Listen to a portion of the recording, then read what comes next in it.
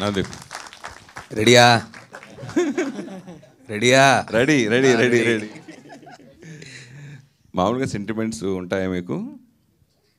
ఎలాంటివి? దేవుణ్ణి పూజిస్తారా? అంతగా లేదండి. లేదా? అంటే దేవుణ్ణి పూజించడం అంటే మనుషులకు హెల్ప్ చేయడం అని చిన్నప్పుడు ఎప్పుడో తెలుసుకున్నాను నేను. అది ఎక్కువ చేస్తాను. ఓకే, అందుకనే ఈ సినిమా ట్రైలర్ రిలీజ్ అని చెప్పి లార్డ్ ఆఫ్ ఆర్జీవి అని దేవుడితో పోల్చి ఈశ్వరుడి గెటప్ కూడా పెట్టేసి అది మీకు సంబంధం లేదా దాని గురించి? సార్ రాంగోపాలని దేవుడిని చేసేసారు. ప్రతి మనిషిలో ఈశ్వరుడు ఉంటాడండి.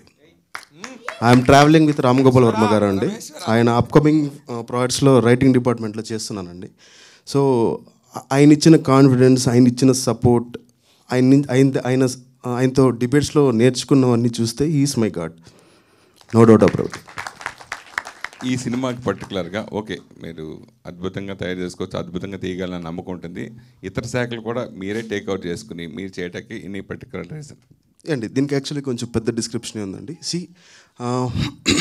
Being an independent film maker అండి, మనం being an independent film maker A craft అన్నా హ్యాండిల్ చేసే ఇది ఉండాలండి. అంటే రీప్లేస్మెంట్స్ జరుగుతాయి, ఇలాంటివన్నీ జరుగుతుంటాయండి.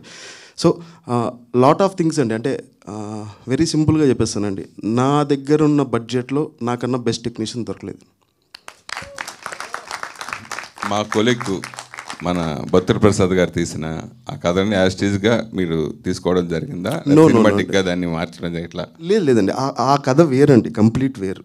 దాంట్లో కూరకు సచ్చినోడు అనే క్యారెక్టర్ ఏంటంటే చికెన్ తినడం అనే దాని మీద ఆ క్యారెక్టర్ వెళ్తుందండి. ఇది కంప్లీట్లీ వేరే కథ అండి. సగలేటి కథ నావల్కి సినిమాకి సంబంధం లేదండి.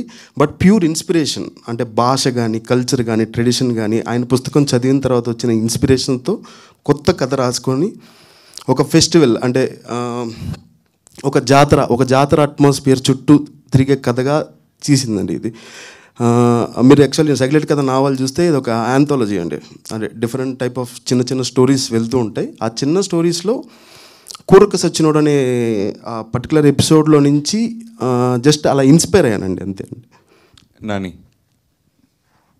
సారీ నవదీప్, నాకు నాని కూడా అలాగే స్టార్టింగ్లో తను బయట సినిమాలు ప్రజెంట్ చేస్తూ ప్లస్ ఆ సినిమాల ప్రమోషన్ కోసం మళ్ళీ ఒక సాంగ్ కూడా చేయడం జరిగింది, దొంగల బండి ఏ సినిమా అనుకుంటా. సో అట్లాగే మీరు ఈ సినిమాలో ఏమైనా కనిపిస్తారా? ప్రమోషనల్ వైపు సాంగ్ లాంటి చేయడం అని అట్లా ఏదైనా ఉంటుందా? ఐడియా బాగానే ఉందండి, కానీ ఈరోజు ప్రమోషనల్ సాంగ్ చేయాలంటే ఏ సినిమా అయినా చిన్నదైనా పెద్దదైనా ప్రమోషనల్ సాంగ్ చేస్తే అది ఎవరు చేస్తే ట్రెండింగ్ అవుద్దని ప్రజలందరికీ తెలుసు. అమ్మో, మీరు నచ్చిన ఐడియాకి మీరు సపోర్ట్ చేయాలని కోరుకుంటూ ఆ ప్రమోషనల్ సాంగ్లో కుదిరితే కోడి వేషం నాకు ఇవ్వమని కోరుకుంటున్నాను. సూపర్. అసలు ఇప్పుడు ఈ సినిమా పెద్ద సినిమాలకి ఎప్పుడు ఎవరు చేసినా ప్రాబ్లం లేదు, ప్రమోషన్లో డెఫినెట్గా ఓపెనింగ్స్ వస్తాయి, బ్లాక్ బస్టర్ అవుతాయి. చిన్న సినిమాలకి పెద్ద హీరోల ప్రమోషన్ కావాలి, పెద్ద గెస్టులు ఉండాలి అని కోరుకుంటారు. మరి మీ బావ సపోర్ట్ ఈ సినిమా తీసుకుంటారు, బన్నీ సపోర్ట్ తీసుకుంటారా ఈ సినిమాకి? డెఫినెట్గా ఇస్తారండి, చూస్తానండి. ఇంకా అక్కడ దాకా అదే నేను అనుకున్నాను వచ్చే ముందే, అరే నువ్వు ఏం ఆలోచించావు ఇప్పుడు దాకా పక్కన పెడితే సురేష్ గారు అడిగిన క్వశ్చన్ దగ్గర నుంచి ఒక కొత్త జర్నీ స్టార్ట్ అవుతుందని అయ్యిందండి. పాయింట్ నెంబర్ 1 ఏమో ప్రమోషనల్ సాంగ్, పాయింట్ నెంబర్ 2 ఏమో బావ సపోర్ట్. దీని మీద మనం చర్చిద్దాం. మన ఇద్దరం 1-to-1 మాట్లాడుకుందాం కొద్దు. ఫస్ట్ టైం ఇప్పుడు దాకా నేను చూసిన దాంట్లో యువతల పక్క ఉన్న మనిషి అన్నాడు ఈ మాట, ఎప్పుడు రివర్స్ రాలేదు. చాలా ఆనందంగా ఉంది. Thank you. దేవి ప్రసాద్ గారు.